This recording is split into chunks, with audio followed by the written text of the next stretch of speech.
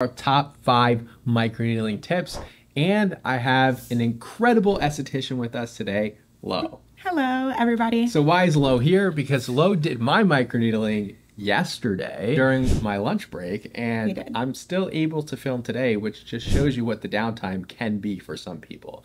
So we're gonna be talking about the top 5 mistakes that you could be making that could potentially wreck your skin. Yeah, for sure. You want to keep your skin healthy, you want to keep it prepped, and you want to make sure you're going into this type of treatment prepared. All right, so 5 microneedling tips. Here we go. Here we go. Little known fact, actually no known fact, no one knows this, but Lo also did my microneedling here. Loved it, great results. She gave me a lot of tips around this. I followed some of them, but they were all very good tips, and so we're gonna share those with you, and we're gonna build this out chronologically from the pre-planning period to the peri-needling period to the post-procedure period. What is your first pre or planning needling tip that you want to share? I think the biggest thing to think about before you even get on the books is, what do you have plans coming up? Do you have any big events coming up? Any vacation? Are you facing like a lot of sun exposure in the near future? Maybe it's the summertime and you just simply want to go to the pool. You kind of have to plan around that a little bit. So Lo microneedled me yesterday, and then she saw me sitting out on a picnic bench right after the procedure, and she came up to me and she said, "Are you wearing sunscreen?"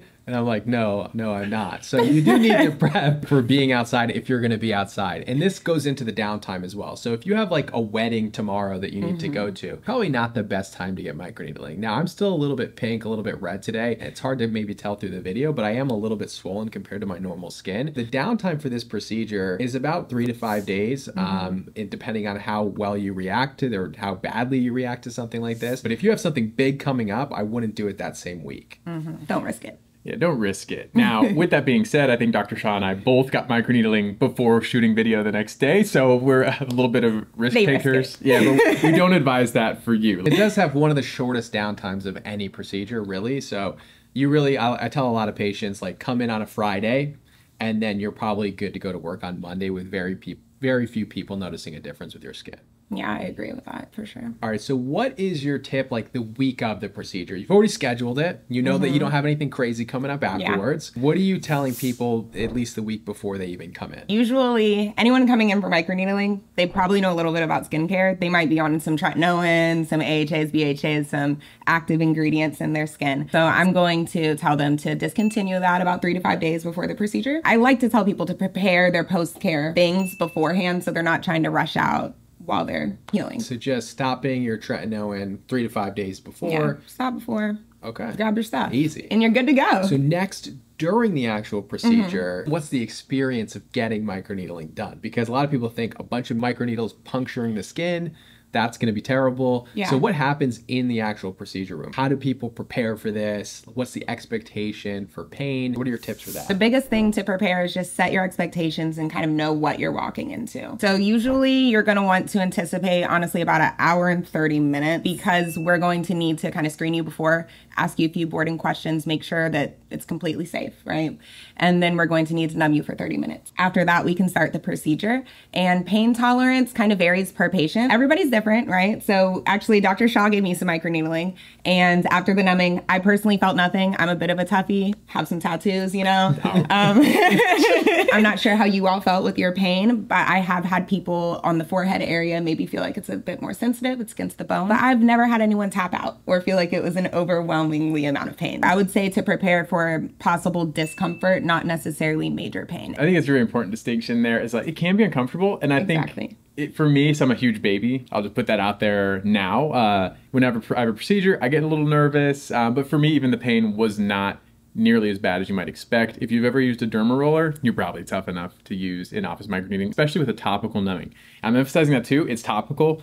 These are not shots and injections like you would numb for skin surgery. This is just a topical cream that you use. You really do need to use it under guidance, but it can be very helpful. So for me, it was just like a little buzzing. Maybe you could feel a little bit on the forehead more than in other places, but overall, I wouldn't say it's pain. And I was actually filming the entire time. And I think there are tons of things that hurt worse than this. So for sure, it's something that most people, unless you're very, very sensitive, is gonna be able to tolerate. For sure. All right, microneedling is done. We're leaving the office, or maybe we're not leaving the office.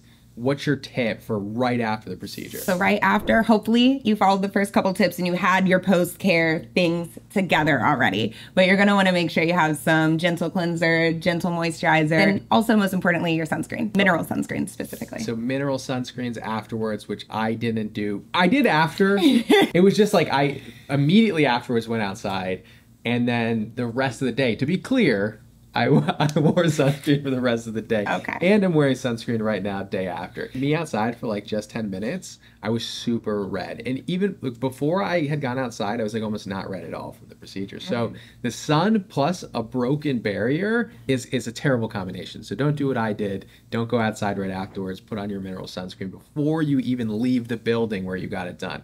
And if they don't offer you sunscreen, bring your own. What are we doing once we actually get home? What is your tip for that? So once you've gotten home, depending on what point in the day you received it, you might start that nighttime routine with your gentle skincare and wake up and follow that routine throughout about 3 to 5 days. You're going to be doing that, avoiding your BHAs, your AHAs, and any other topical medications. That's what you're not doing. You're not using a lot of your dedicated skincare ingredients. Certainly nothing potentially irritating. Trust me, once you've had this, your skin you feel exposed. Yeah. Like without that skin barrier, you just feel exposed. Little things like the wind, a breeze, someone whispering in your ear. You feel all of it. Yeah. So that's what you don't do. What do you do? Like what are some products and tips to help mend that skin barrier? What do you like people to use? One thing that I really like for when people feel really tight and really dry, I like to suggest using a CeraVe healing ointment. I know a lot of people also like to use arnica, like topical cream, to help with any like swelling and things like that as well. There's a couple of brands that have actually been studied post-procedurally, so specifically after lasers and microneedling. Vichy's Mineral 89, which is just like a very gentle, simplistic hyaluronic acid, is something that you can use to help repair the skin barrier. And then also Alastin has their whole line of post-procedural skin nectars and things like that. Kind of on the pricier side, maybe not completely necessary, but would definitely, it has been studied in this setting. Funny thing about that is when you were finished with me, you said, I think you offered up like the HA serum to wipe off the blood from my face. And then also the Alastin product that Dr. Shah mentioned. I actually did use it post-procedurally. It was the regenerating skin nectar. I was like, oh, this has been studied post-operatively or post-procedurally. Let me try it out. I loved it. I know it is expensive. You don't need it, but I like it. You can simply just use your moisturizer, CeraVe healing ointment, but you want your fragrance-free things. You want things that are not going to irritate the skin at all, and that's what you're going to do the night when you get home, and then for a few days after that. All right, so that covers our 5 main tips. I think Lo has one more bonus tip. Yeah, I have just a little bonus tip because I think this affects a lot of people. When I bring this up, they kind of have like a shock factor. And another thing you have to remember is post-procedure, you're going to want to avoid like any extremely hot showers, but also exercise. I know that Dr. Maxfield, he likes to surf sometimes after his microneedling session, but it is not recommended to do that. Yeah, I think we're done here. That is all correct. You don't want to do anything pushing yourself, exertional, or sun-related. Exactly. At least for that night. Maybe the next night with regular microneedling, you could probably exercise. You don't want to get into like a hot tub or like a dirty pond with like a broken skin barrier for sure. But there's some leniency, I would say, maybe in this one. Yeah. No? I will say, like, the day after I got microneedling, I went and I just helped move some chairs for an event. Immediately my face lit on fire. So you do want to be safe. Like these recommendations, like technically you don't have to follow them because you can make your own choices, but they're there for a reason too. So. All right, okay. So 95% of the information that they provided is correct. I will go a little bit more in depth with what do you want to disinfect with, your tools, because that is very important. Alcohol is not the best way to disinfect your skin. Here is the thing why. I'm a esthetician. I've been doing microneedling for the last 10 years at least, and 7 years, almost 8 out of those years, I had damaged skin barrier. I had rosacea, I had pigmentation, I have a cystic acne. I can insert pictures here. I don't say that this is the alcohol, but I just love microneedling. This is what makes me today do not have a Botox or fillers or don't do any lasers at all. But one thing I can tell you, disinfect skin with alcohol is the worst thing that you can actually have. So be smart. I have launched foam, which is liquid oxygen. You guys know that no bacteria, no viruses can live in the oxygenated environment. So what I created liquid oxygen. What I do I can demonstrate over here or on the dermaroller. I just pump few pumps like that in the dermaroller case. I wait until the foam gonna go down. I either rinse it with the filter water or bottled water, no tap water, or just let it in like that, just air dry. That takes a little bit more time.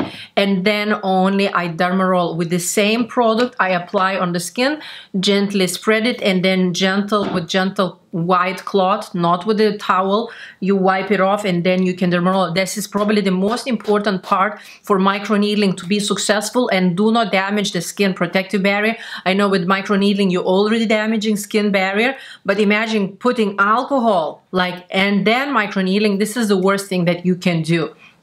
So that is really, really important. Now, after microneedling, I will highly suggest you to do research and buy from the companies that do sell microneedling tools, either medical or not medical, to be used at home, and get those products. Do not use CeraVe, do not use cheap drugstore products. There is no drugstore product that will be a right fit to be used after microneedling. Please take care of your skin. This is so important. Now, if you're on the budget, do not use nothing. You are okay that they do not use absolutely nothing. That's totally okay. That's totally fine, all right? So if you would like to know what microneedling brand I personally have, I offer microneedling tools that are trademark, real individual needle dermarollers, and also clean, organic, and safe products to be used after microneedling. You can check out my website, jenamber.com. I'm gonna leave discount as well down below. Thank you so much for watching. And if you have any microneedling questions, please leave me down below. I'll be happy to answer. Bye!